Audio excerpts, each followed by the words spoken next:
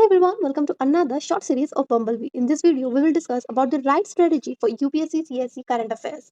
Current affairs एक ऐसा topic है जो कि बहुत ही ज्यादा वास्ट है और बहुत ही ज्यादा कंफ्यूजिंग. अक्सर हम इसके रिसोर्सेज को लेकर बहुत ज्यादा कंफ्यूज रहते हैं. But this time, I have a strategy for you. So without wasting time, let's get started.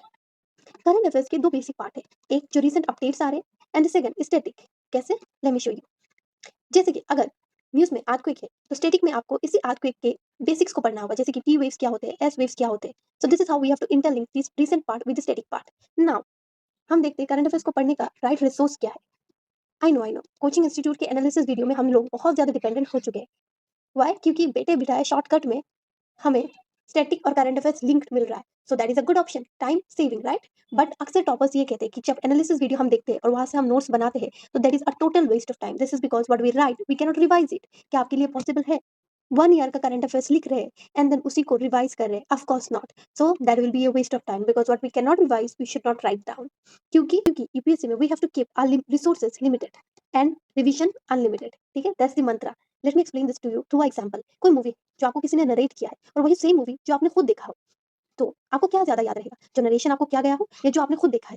Of course जो आपने खुद अपने आँखों से देखा है. You will remember every detail of the movie जो आप खुद अपने आँखों से देख रहे हैं रेदर देन जो आप नरेशन सुन रहे हैं. So that is why newspaper analysis में भी सेम होता है. जब आप खुद उसको पढ़ते हैं, आपका रिटेंशन कैपेसिटी तब ज़्यादा होता है. And CSE is all about retention capacity. जितना आपको याद रहेगा उतना ही आपके नंबर इंक्रीज़ होने के चांसेस ज़्यादा है. This is because it is ocean of syllabus और यहाँ बहुत सारी चीज़ें हम लोग को पढ़ना पड़ता है. So that's why that is the authentic source. Another important thing is FOMO.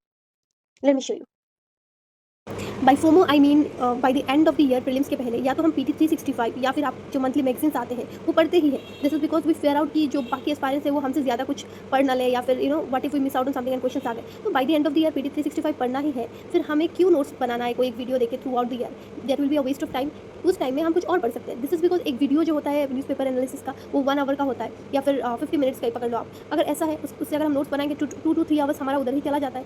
And अगर हमारा 2 to 3 आवर्स यहाँ पे जा रहा है but when we read newspaper और PIB जस्ट इंपॉर्टेंट टॉपिक्स, पहले हम उसको 50 मिनट्स में कर सकते हैं. And by the end of the year जब हम बहुत ज़्यादा पढ़ते पढ़ते एक्सपीरियंस हो जाएगा, विद इन 20 मिनट्स हम सिर्फ इंपॉर्टेंट टॉपिक्स पढ़ के उसको खत्म कर सकते हैं. सो जो चीज़ शॉर्टकट में हो रहा है उसके लिए इतना टाइम वेस्ट करके क्या फ़ायदा? उससे ज़्यादा अच्छा है कि हम कुछ और टॉपिक्स पढ़ सकते हैं. एंड वैसे भी देखिए जो हमारे पेरेंट्स हैं उनके टाइम से न्यूज़पेपर पढ़ना सुबह उठ के एक ट्रेंड है. तो अगर वो लोग न्यूज़पेपर पढ़ सकते हैं तो एस्पायरेंट्स हम लोग क्यों नहीं न्यूज़पेपर पढ़ सकते सुबह उठ के? So make a habit of reading newspaper daily because that will enhance your knowledge and that will keep you ahead of other aspirants in the journey of CSE. See you in another video. Bye.